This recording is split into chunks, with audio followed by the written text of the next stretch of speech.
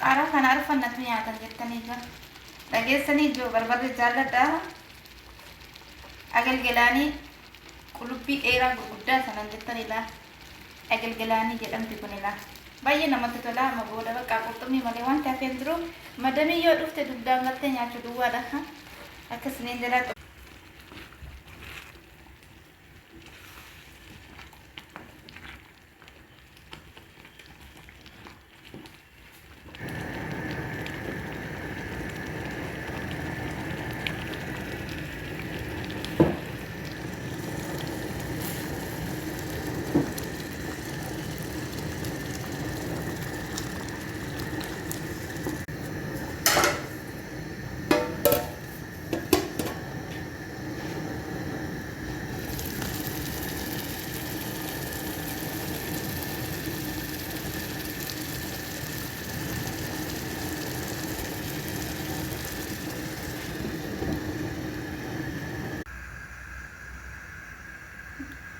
Ijoo waan as keessa jiru quba qabdu waan bareeddu jira haya waan bareeddu waan qorra kana waan jismii keessaniif ta'u jira.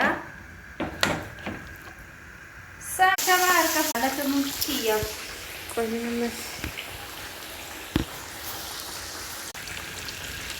kene sodokko ijoollee Oromoo please subscribe godha please follow na godha ilmaan Oromootti keessanu sinin jaalladha sinin kabaja.